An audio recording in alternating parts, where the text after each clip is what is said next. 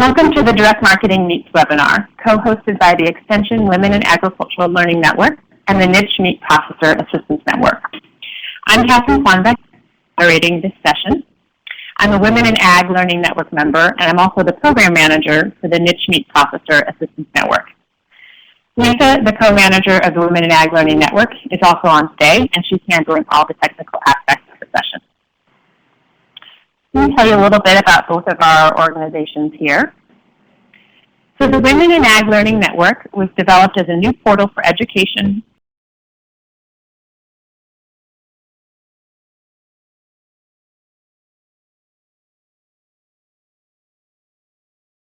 of life. The Niche Meat Processor Assistance Network is a national network dedicated to building and supporting the processing infrastructure essential to local and regional niche meat markets. Our mission is the long-term stability and profitability for both meat processors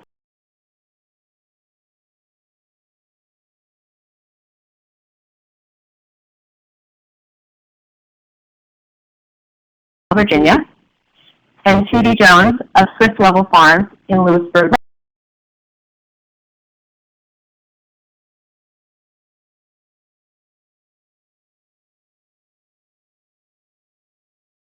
in business management and marketing to help make Blue Ridge Meats a success.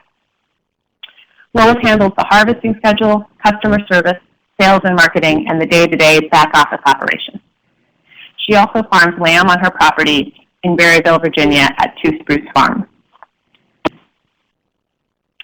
Tootie has a lifetime of beef cattle and marketing experience. She has actively managed and operated Swift Level Farm for 20 years with a focus on her all grass-fed beef business for the past 11 years. She has a strong passion for helping others identify where they fit as producers and or marketers of meat products. She's always willing to share her knowledge and understanding of the smaller meat producer from calf to the customer plate to develop food regions that support life in rural America. Welcome to Lois and Tootie. Thank you.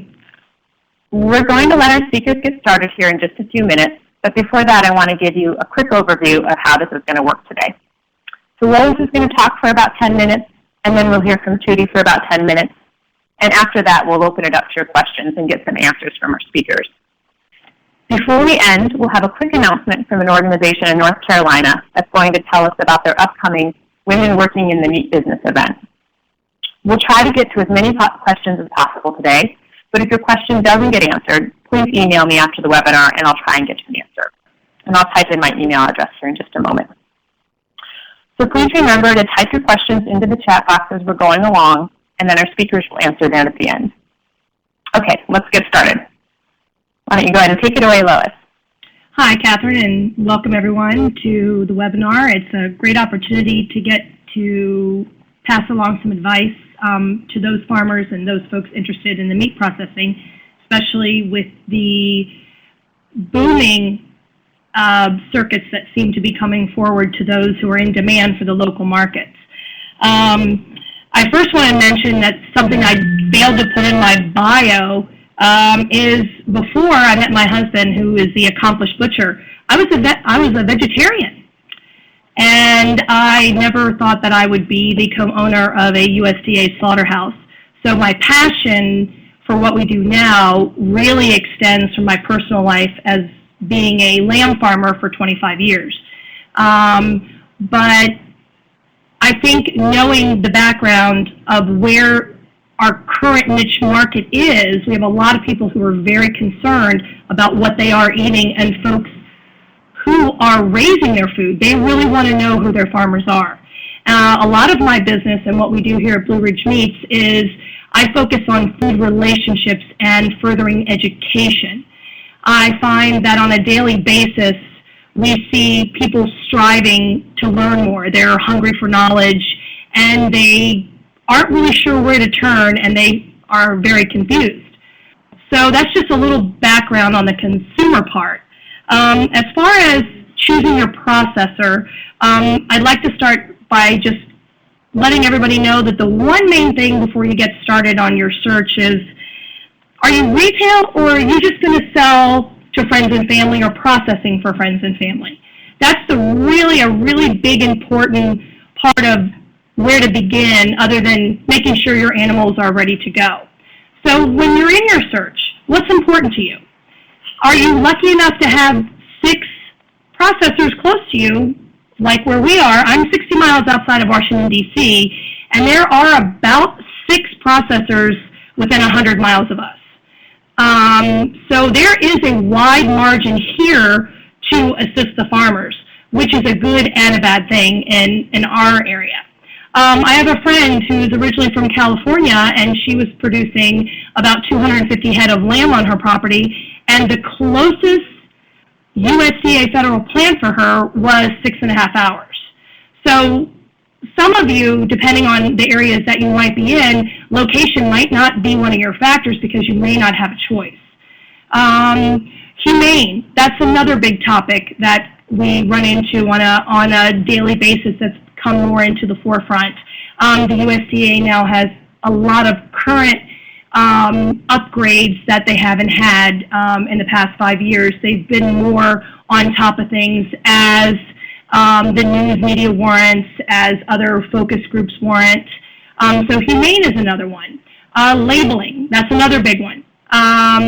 Does your slaughter facility provide the labeling services that you're looking for? Or do you have to go through a printer? Some printers may make you buy a 10 to 12 case minimum, and is that something that you really need to see? Is that in your budget? Because I'm sure Tootie's going to talk about budgeting and the financial aspect of it and what to focus into.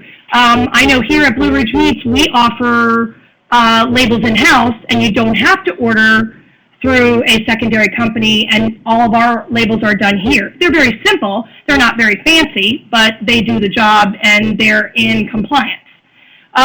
So fees. What kind of fees? Are you just looking for something basic? Do you have a budget? Value-added items. Is that something that is important to you as far as your added value items? Burger patties, sausages. We do a wide variety of different products, especially in our being lamb farmers. So if you're doing beef, do they make beef jerky? Do they do beef summer sausage? Those kind of things that could make you, in the long run, make more profitability. When you decide on that particular slaughterhouse or that processing facility, make sure you call soon. I know we typically run, like right now, we're running about 4 to 5 months in advance. Sometimes it's 3 months. So make sure you give them a call. And then call the facility again and set up an appointment. And ask them, before I come in with my animals, could I stop in? I always tell folks, and this might be something that not everyone agrees with, but stop by the facility unannounced. Just check it out and see what you find. You might not be able to go onto the kill floor, you might not be able to go into the processing room, but at least you can stop in and get a vibe. And that's always a great way, because you'll know right off the top if that's a place you want to go and take your animals. Check out the website too in your search. If they have a website, you might be able to get some ideas, but I know for us, we don't put prices on the website because every animal is different and your needs might be different than another person who's also in search. So those are a few little topics. The USDA. I wish I had more time to discuss this because this is probably the biggest obstacle that most farmers in the industry now are finding. I've noticed in the last 18 months it's much more difficult. The rules and regulations are changing and not in a good way. They can't get a hold of every single farmer, so they're going through the processing facilities and the slaughterhouses and making it much more harder for the slaughterhouses and the facilities to be able to do what a lot of the niche farmers are in search of. So make sure that you talk to your facility and ask them about their hours. A lot of us are federal. We can't work on federal holidays unless we pay time and a half. A lot of people are unaware of that. We only have so much time we can work in a day, and depending on their HACCP plans and the SSOPs, That has a lot to do with how much production that particular facility can do in a day. Typically, we have 2 kill days a week where we kill all day long, and then we do have an overflow day for federal holidays if need be. So that is a lot of obstacles that, unfortunately, the slaughterhouses have to bear. And what they don't understand is the inspectors are here all day long, the majority of the time, or we have an 8-hour window where they can come and go. On slaughter days, they are here all the entire time, and they pretty much oversee everything that we do. They also are very meticulous regarding their record keeping. I had someone bring in 15 hogs last week, and they were all pretty much a Tamworth looking hog, and they all pretty much looked the same. The things that were different were just the weights, and there were no tag identifications. Those who have beef, with the over 30-month regulations, the record keeping and tagging and keeping good records is something I would highly recommend. I have a gentleman who brought in a couple steers yesterday, and one was apparently over 30 months of age, according to our inspection team, but according to his records, they were under. So that comes into play on how your beef may or may not be cut. You may have to do your boneless cuts down the vertebral column, like the ribeyes and the New York strip and the fillet, where he was more interested in a bone-in cut. So those are the kind of things that could really affect the kind of product that you might get back. And always keep in good contact with your facility, because it might just be something that they have no control over. We find that a lot on a daily basis, that we just are not allowed. And it is, in my opinion, it's getting much stricter as we find those folks who are getting into the, lack of a better word, hobby farming, and they're not going into large-scale production. Talk to your butchers, but also respect them. A lot of folks don't want to come on in and say, wow, you're killing things, and we don't want to know about that. We just don't want to see it. We just want to drop off our animals and go away. And we find that a lot. Nobody really wants to do this job. It's a hard job. I'm very fortunate. I have a tremendous crew with a lot of tremendous professionals. But there's a lot of folks who want it right now. Your animals are harvested on a Monday. They want all their orders back by Wednesday.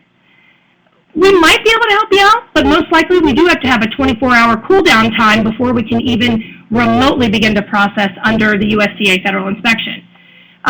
So get to know them, make friends with them, respect their time. If there's a lunchtime or they tell you to come in a certain day, or if they say, could you kind of be here a little bit earlier, or come between 8 and 8:30 to drop off your animals. What a lot of folks don't know is on a particular kill day or a harvest day, if you're running late and the guys have already started because we only have that window of time, or we have to pay extra and go into overtime, they have to watch out for cross-contamination. So they might have to stop what they're doing, change their clothes, put a different set of clothes on to go outside to help you unload. So time management is really important at our plant, and I'm sure all the other plants around. And on top of that, maybe thank them every now and then. Actually, personally, wave to your butchers. A lot of times you can't go in because of regulation, but maybe just wave and say thank you, or really appreciate or pass along. A lot of times my guys get gifts. They bring them cookies and cakes and that kind of thing. Once we even had some customers send some gift cards for an exceptional job. It's really not needed, but sometimes it's nice to know that they are appreciated. And then talk to them about their butchering techniques. I've heard many things be called many different things, like up north, a chuck steak can be called a club steak. And depending on the regions in which the butchers were taught, your explanation of a cut of meat might not be what they know it as, but if you explain it to them, or the type of cut, they might be able to say, oh, I know what that is. And be careful what you read on the internet. The internet can be a very great tool, but also can be a very bad tool.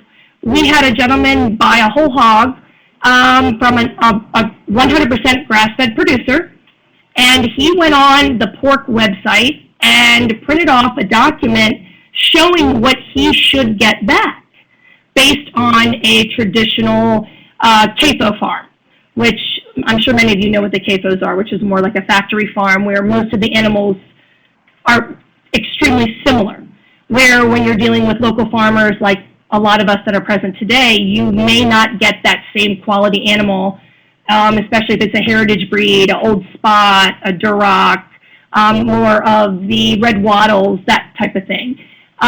Every animal is different. So what you might read on the internet might not be what you get back depending on your cutting instructions. And that's the type of thing that we really pride ourselves on here, is everyone is different, every animal is different. So make sure that you're really communicating with your butchers and asking questions. That's super, super important. There's a couple of things here, some comments that we hear that it always amazes me of the same comments we get. I didn't get all my meat back. The butcher stole my meat. I've heard this throughout our 20 years of being in this business. I will say, not all the butchers are on the up and up. There are some butchers who cut very differently. There are some butchers who do things differently. However, if you feel that way, ask. Stop and say to yourself, you know what? I need to go back in and ask why. Why didn't I get my filet mignons from my beef? Oh, I got porterhouse. That's why. Because the filet mignon and the New York strip is held together by a bone, which in turn gives you your porterhouse. A lot of times it's a very simple answer to your question. Bringing in a lot of animals and having each customer call in independently, try to give your butcher a heads up, or their internal staff. Do you mind? I have several customers who have a lot of questions. Do you mind if I have them call you? Make sure we know who those folks are, because your information is personal. We don't just talk to a bunch of different people because we protect you. We work for the farmer, and until you give us permission, we don't like to give out weights, conditions of your animals, and so forth. So just make sure that you let us know and keep a good loop of how we can better assist you and your customers. Going on vacation, we've had a lot of this time this year where our freezers get overwhelmed because folks go on vacation and we didn't know. So that inhibits more of our production of how much more we can get into our freezer. So if you're going on vacation, let your butchers know. I'm going to jump in here, Lois, and give you a 2-minute countdown. Okay. And, make sure that if you're asking your butcher, are you asking them to do your job? Are you asking them to tell you how to feed your animals? Are you asking them how they should get a better yield, and so forth and so on? Some butchers can only do so much because you're hiring us to be your processors. So make sure you're good with that, and make sure that you know where your limitations are. And don't ever bring more animals than you're scheduled, or always call, because the scheduling is really, really crucial. And that's the kind of thing that we're trying to help you with. Cut sheets. If you don't understand the cut sheets, call in. We're here to help. Just reach your hand out, and you'll find that the relationship does take time, and the better relationship that you build with your processor, the better you're going to be, because they're going to do things and help you try to make you more money and keep you in business, because in order for us to succeed, the farmers have to succeed. Thank you all very much. I've really enjoyed even this quick little blurb, and I hope I didn't rush through too quickly. Thank you so much, Lois. That's really informative, and I think we're going to have some good questions during Q&A. All right, Tootie, let's let you take it away, and we'll hear from a producer's perspective. Great, thank you. Well, hi everybody. It's great to be here. I think one of the primary questions that struck me when I began marketing is, do I know what I'm doing? And I really have a passion for marketing my beef. But I really have to understand my product, and I think that's essential for all of us, is to understand, A, are we even cut out to market? Are we just producers? Do we need to find somebody else to market for us? And do we really understand our animals and what a good, healthy, clean, ready-to-market animal is? This is part of our relationship with our processors/butchers, and they can be really helpful for you. So there again, I'll just sort of piggyback on what you just heard. Ask your processors what they think about your animals and get feedback from them. They see a lot of animals, and if it's someone you trust and they've been cutting a long time, they'll give you good feedback. It might be biased, but it's always good. And also, what is your support system for going into this, for hauling, everything? Make sure that you've got friends or farmers or a backup just to help leg you up and give you that support you need while you get started. It's really essential, and it eliminates a tremendous amount of anxiety and stress. Waking up at 3 o'clock in the morning and freaking out if you're really going to be able to get your pigs on the trailer, or a rally steer, anything like that. Eliminate those issues a couple of days ahead of time and have those people in place to help you. We really need to know our price point, because a lot of us go out and start marketing our product and we have no idea what we have in it. And this is you have to start here, plain and simple. You've got to know, what is this animal costing me? So by the time I pick my animal up from my processor, I know what I have in it, so I have a price point. So the things you see on the screen here all add into the cost of goods. And depending on who's helping you with your accounting, if you're even doing that, this is a little bit across the board. But the reason I have the steers drinking out of the trough there, don't forget all those hours if you live in a cold place in the winter that you're trudging out there and you're busting ice, or you're checking cattle or animals or stock, or lambing in the middle of the night. Remember, your time has real value, so don't discount yourself, your expertise, and your time. It's very vital. Storage costs money. Freezers cost money. You have to buy them, you have to maintain them, and you have to have power to keep them running. And delivery costs. There again is another time component that goes in. Fuel, how are you going to do it? So these are all things to factor in that really help us all understand what that product costs us and how are you going to transport. And there again, it's getting your animal to processing. Some of us have to hire people to help us do it. Figure that in. Don't leave that cost out. I keep sort of putting emphasis on our processing because we can raise great animals, but if we don't have it processed properly, a lot goes out the window. There again, find a processor that works for you. This is an example of my labeling. It's USDA, but all my packages of meat have information on it, how to reach me and where I am.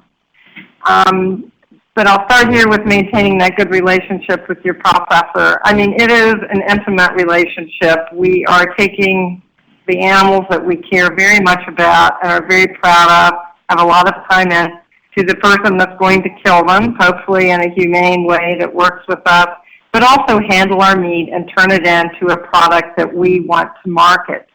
Make sure your processor, A, is inspected to send your product to the direction it's going to go in, and also that your processor, butcher, has the cutting experience necessary or required by your market end. For instance, if you're selling to any retail or restaurant, you're competing with a product that is very consistently cut. Work with your butchers, and there are a lot of people out there. Be flexible, understand it's their art, and I highly recommend you don't start telling them how to do their job. That doesn't have a very good ending.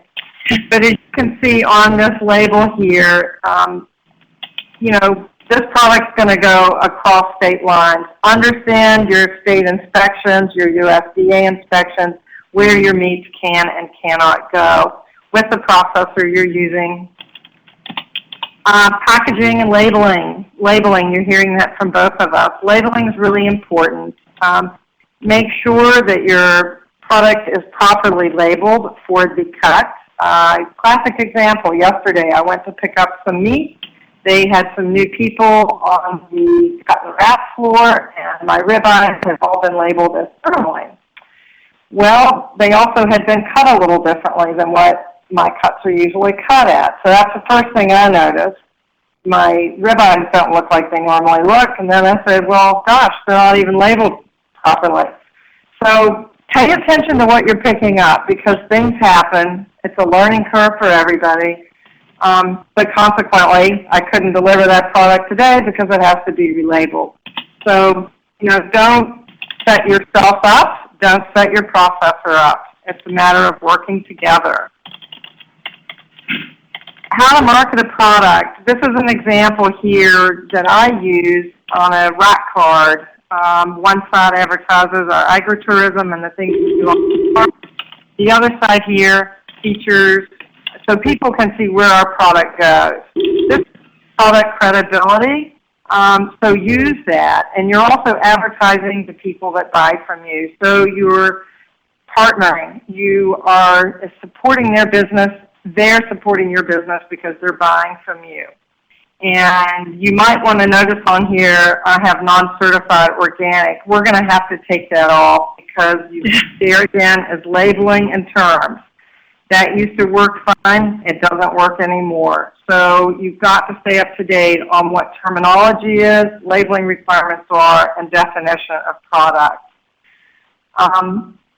Do you feel comfortable marketing and selling products? What or who is your market? Know this ahead of time. Don't end up with a freezer full of meat and then start scratching your head. Can your customers find you? People are looking for you. How do they find you? And it's like anything. Stay in touch with those people. If they bought from you and you haven't heard from them, they haven't called back, call them and ask them if they're happy, if they'd like to order more. Never be afraid to get healthy critique. It might not feel good sometimes, but it makes your customer feel better that you care enough to ask for it. And then, is my product reaching its strongest market streams? Discover what that is, and don't be shy about it, but start out with people that you trust. And know what your product is before you go far out there so you don't set yourself up. But it's a good way of building your credibility and your product strength. Farm markets are a perfect place to begin because you have tremendous support, hopefully, in the community.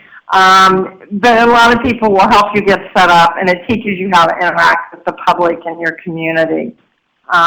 So if you haven't marketed before, I recommend you step into that arena. And if you do on-site sales on your farm, make sure you're set up and clean and ready and presentable. There's nothing worse than going to somebody's property to buy meat and you have to walk through baling twine and feed sacks and trash on the back porch. It just doesn't work. And these are other ideas of places you can send your product.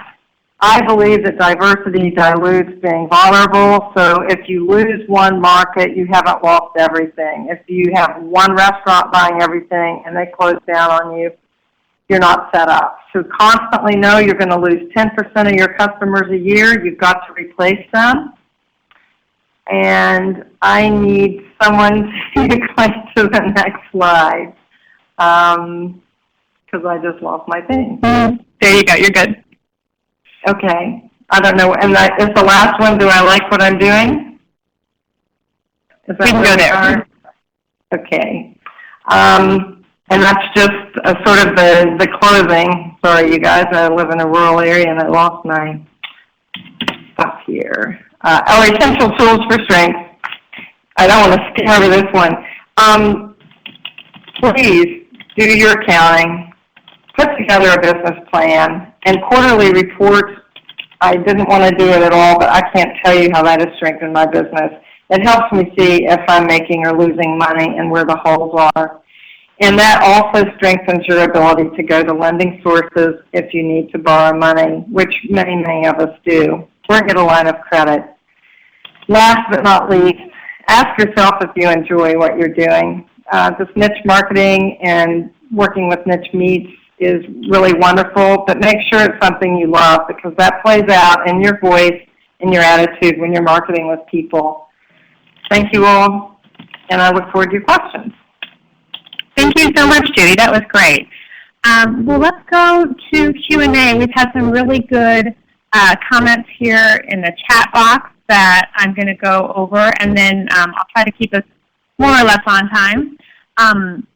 One comment was explaining why I wish more butchers would openly admit that they commingle ground meat from all the animals because their tub can't grind just one animal at a time. And there was a good comment back from Lois that in their plant they only do one animal at a time, unless the farmer requests to put, let's say you're bringing in 6 lambs and you want everything to mix together so you can get the maximum amount of sausage.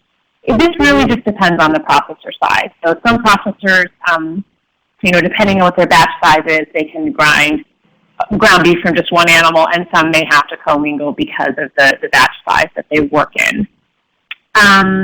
Great comment from Rebecca as you were thinking about your costs.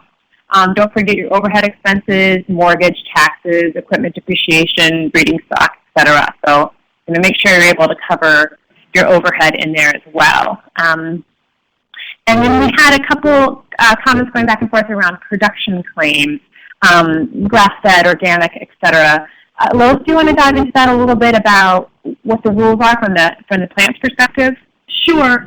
Recently, they've implemented the processors that we have to retain full control of all the labels in the plant. So let's say I do have a lot of big clients who do get the color labels and that kind of thing, and they get them in large boxes, but they have to be shipped here with our grant of inspection, which is that little teeny circle that Tootie showed her product. That little circle is independent of each plant. It's that little teeny circle, I see you guys doing it up there, where it says EST, that's the establishment number, 9979. So in more of layman's terms, that's the plant's social security number. That means it'll be traced back if there is or should ever, God willing, ever be a recall. And that way you know that plant can also be cross state lines like Tootie was talking about on a federal level. What the claims have become is anything that I like to call adjective related, grass-fed, organic, healthy on a hoof, any breed claims. I raise Romneys, so Romneys, Old Spots, heritage breed, that's another one. That you want to stay away from that, because what they have done now to the processors is we now have to go on like basically a background check. We have to go on a secure website and fill out documentation. It used to be about 8 pages when we started in 2006. Now it's about 18 pages of documentation. At any time, the USDA will do basically what I like to call a background check and can come to your farm at any time to make sure this is what you're doing. If you're raising purebred Angus, they're going to require registration and documentation from your breed group, your club, or the association in which your animals are bred. So I try to deter people at all possible, and I used to tell them to just be able to document that. And I saw that Devin posted something on the chat where he said, how could you best display? Well, now they have something new that compliance has just told us processors about that we're supposed to pass on to our clients. It's called a POP claim, which is called a point of purchase claim. So if you are raising, like Tootie's raising grass-fed, if she has a brochure like a trifold, or she has a banner behind her table and her farmer's market saying, well, this is grass-fed, that's called a POP claim. So if Tootie is not already approved by the USDA, they could come to the farmer's market and say, you are doing a POP claim, and this is the job of compliance. Well, there's so many people and there's so many farmers markets that they don't have enough people to play police. And also, too, farmers markets are on private property. So there's a lot of misunderstanding going on right now within the industry, which what can the USDA do? What is compliance supposed to do? So I just kind of tell my farmers, if you are dealing directly one-on-one with your client, chat with them. Tell them what you're about. Let them come out to your farm and be your own person. They're trying to minimize that. They're trying to minimize that footprint. So if you are minimizing that footprint, that's a way to get your information out. But the claims, it consumes a lot of my job as a processor. Thank you so much, Lois. And Tootie, maybe you can talk to that a little bit. That was a good question from Devin about suggestions on how you display your product. A really good point. Meat sometimes is challenging because it's not as easy to display as produce. Yeah, that is a great question. Well, I end up at the end of the day with some thawed meat. I always say to people, it's really challenging to market something that is hidden in coolers behind a table. So it requires being very creative. I open books that are I like European books with pictures of really great food that's been cooked to sort of give people an idea. And I have a book open to meat cuts. We've got some wonderful books. I use a book that Carrie Underley put together so I can open it up and show people and educate them about cuts. I always put out some cuts of meat in my ground, of course, which is far back so everybody can see it. It's not in a tube. Because people want to know what the ground looks like. They want to see what they're eating. I'll put out a chuck roast and I'll sacrifice a steak or two, and that's just what we eat that night. So people can see the meat. That's great. I have a friend out in California, Elizabeth Poet, and Elizabeth put together a really great case that has a glass top, and it's refrigerated underneath. It plugs in. And that way people can actually pick out the slice of meat they want. There are a lot of creative ways. It just helps go into farm markets whenever you're traveling and see what other people selling meat are doing. That's how I've gotten a lot of my ideas. Oh, good. There's a couple other great comments from the chat box here about sometimes you can get a used ice cream freezer, the kinds you see in a convenience store with the glass doors on top so customers can see your product. A little bit more hauling to get that set up at the farmer's market. And then samples. Everybody loves samples, which, of course, comes with its own regulations if you're going to cook and serve things at the farmer's market. But that we can perhaps as a topic for another webinar. I'm going to offer two of the quick comments that came in, and then Sarah's going to tell us about the Women Working in the Meat Business event. But two other good comments for working with your processor, really seeing your processor as a partner. Make sure and check your orders before you leave the plant. Once you go, it's harder for your processor to help you and make sure everything's there and check through that product. And then a great comment from Rebecca around ground product. Make life a little easier for your processor. If you're only bringing in 4 animals, don't ask for 8 types of pork sausage because you're getting into some really small batches there for folks to start grinding, in 10 and 20 pound quantities. So we are going to give Sarah a chance here to tell us about the Women Working in the Meat Business event coming up. Why don't you take it away, Sarah? Okay, sounds good. Hi, everyone. My name is Sarah Blackland. I work with NC Choices, which is a group based out of the Center for Environmental Farming Systems here in North Carolina.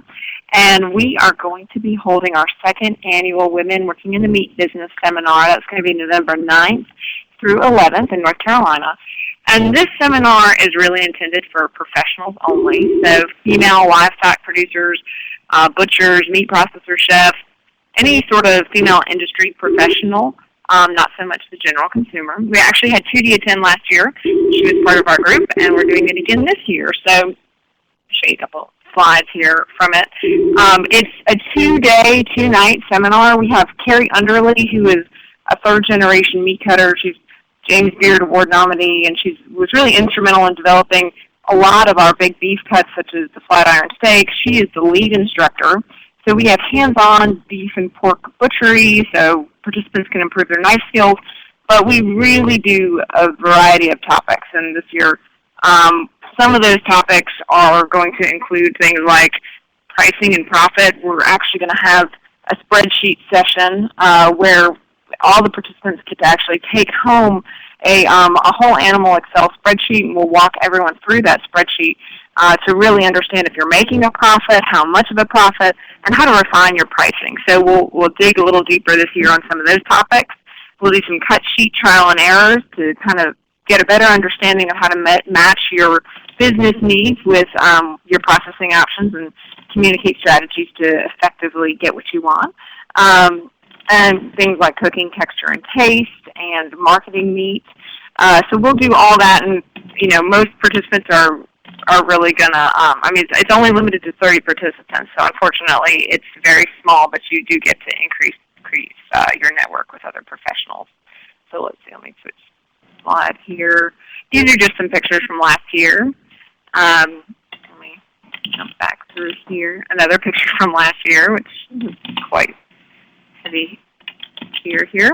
And we're actually, for the first time ever, working with Amazing Grazing's workshop the following day, which is a leadership and cattle handling workshop for female producers. And so if you're interested, that is a hands-on workshop that's on-farm. So we'll be able to offer both an on-farm experience as well as a post-production meat experience throughout the whole weekend. And that's going to cover topics like low-stress cattle handling, reproductive health practices, pasture management, general health management. That includes vaccination techniques, and there'll be some hands-on there and ear tagging. So that's free of charge. That's going to be a separate application process, but both the Women in Meat and the Female Leadership and Cattle Handling all span from November 8th through the 11th, and the applications are on our website at ncchoices.com. We also have some scholarship, full and partial scholarship options as well. Wonderful. Thank you so much, Sarah. I really appreciate it. Sounds like a great couple of events you guys have going on in November, and for folks in the region or farther afield, it would be a good one to attend. I want to say thank you so much to our speakers. Thank you, Lois and Tootie and Sarah, for sharing about what you all are doing and sharing all your knowledge around direct marketing meats. We went over a lot of information here in a short period of time. So if you had a question that didn't get answered or want to follow up on a few things, I put my email address up there. Feel free to email me. I'll type in our website, too, at the Niche Meat Processing Network. You can go there for more. There's all kinds of information about processing and marketing and selling local and small-scale meats. We have some more Women in Ag webinars coming up. We can put those, I'll put that website in here in just a sec as well, so please stay in touch, and if you entered your email address, we'll be following up with you after the webinar. And don't forget to fill out our survey. I'll enter that address one more time as well. Thank you so much, everyone. Thank you. Thank you.